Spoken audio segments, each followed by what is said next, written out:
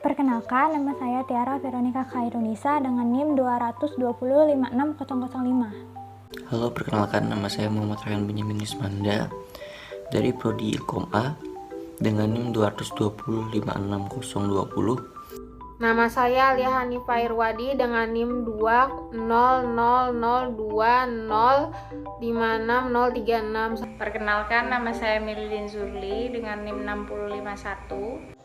Perkenalkan, nama saya Mustika Sulkasa, NIM 20020560067. Perkenalkan, saya Intan Suci Maulidia dengan NIM 20020566082 dari Ilmu Komunikasi B 2020.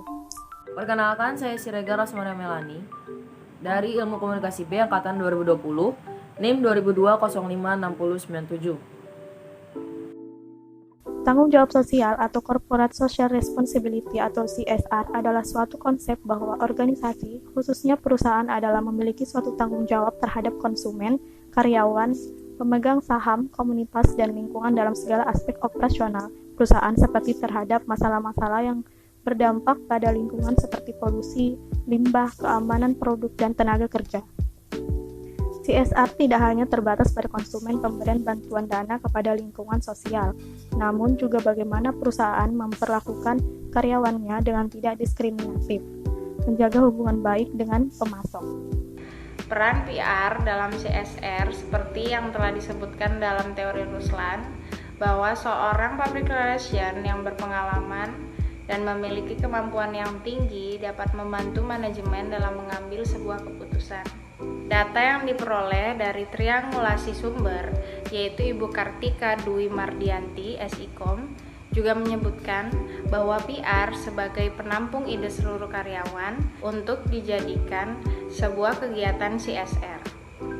Public Relation juga berperan dalam riset dan menyusun strategi dalam perumusan CSR level manajerial seperti pengumpulan fakta, perumusan masalah, perencanaan, pemrograman, aksi, dan komunikasi serta evaluasi. Di sini saya akan membahas tentang CSR dan kaitannya dengan PR atau Public Relation. Public Relation adalah strategi dasar pencitraan di dalam sebuah organisasi, di mana setiap langkah harus diukur dan diduplikasi secara sistematis. Perkembangan tren komunikasi menjadi kunci utama mengapa public relation menjadi koalisi dominan di dalam sebuah perusahaan. Public relation membangun komunitas, memanfaatkan media sosial, dan membantu perusahaan untuk terus bertahan di dalam dinamika bisnis yang terus berkembang. Pada konteks CSR, fungsi PR menjadi penting dan dominan serta merupakan mitra manajer CSR.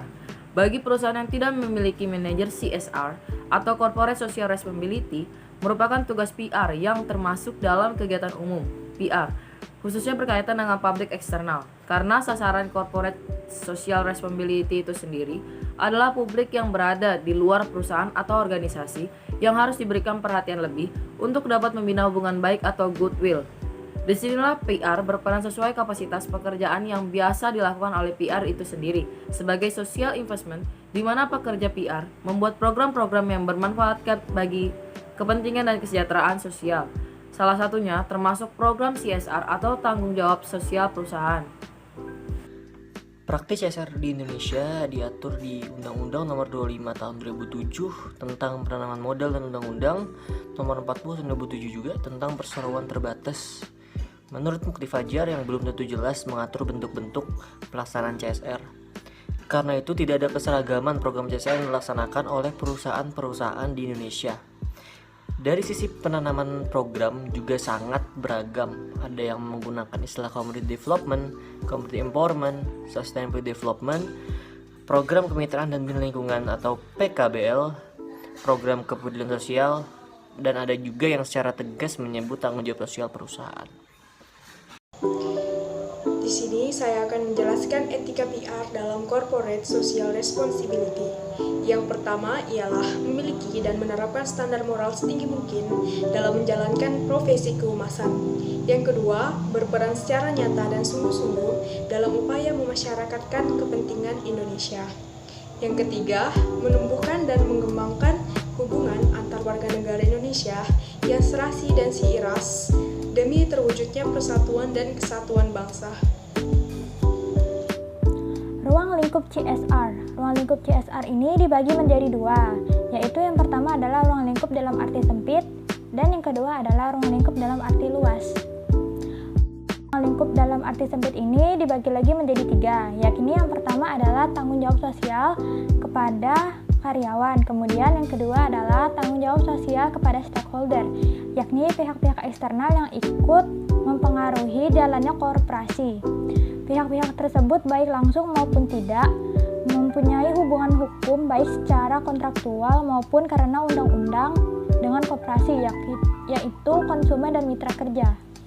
Kemudian yang ketiga adalah tanggung jawab sosial kepada masyarakat umum, yakni membangun masyarakat lokal yang berada di sekitar koperasi dan masyarakat umum yang bukan termasuk konsumen, karyawan, maupun pihak ketiga lainnya.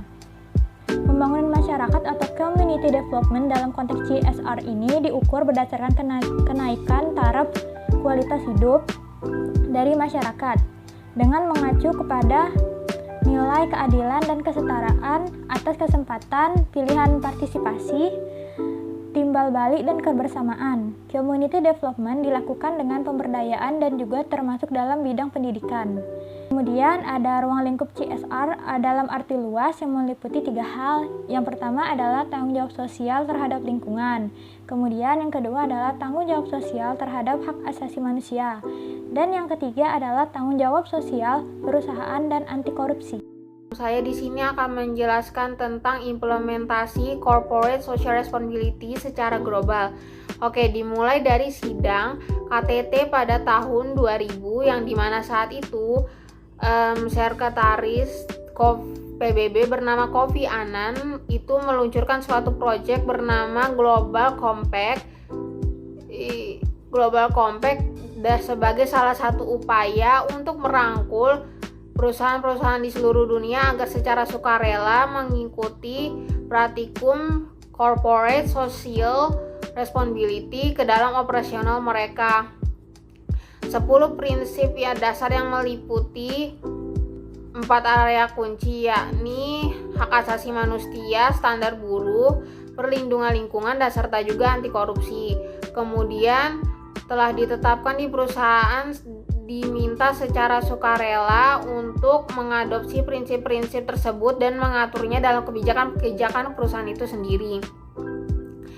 Selain itu, pada Konferensi Internasional ISO tentang Tanggung Jawab Sosial yang diadakan pada tahun 2004 dan dihadiri para stakeholder dari 66 negara pada tahun 2004, lalu menghasilkan konsensus di antara para peserta untuk mendukung kerja ISO tentang Corporate Social Responsibility yang menegaskan tanggung jawab sosial merupakan hal yang penting secara global sehingga perlu dilakukan secara jelas di seluruh dunia. Selain itu, globalisasi adalah salah satu pemain peran yang sangat penting dalam perkembangan corporate social responsibility. Hal ini dikarenakan corporate social responsibility sangat dipengaruhi oleh perkembangan dunia selama ini dengan artinya globalisasi mengikuti perkembangan sesuai dengan ini artinya CSR corporate social responsibility mengikuti perkembangan globalisasi.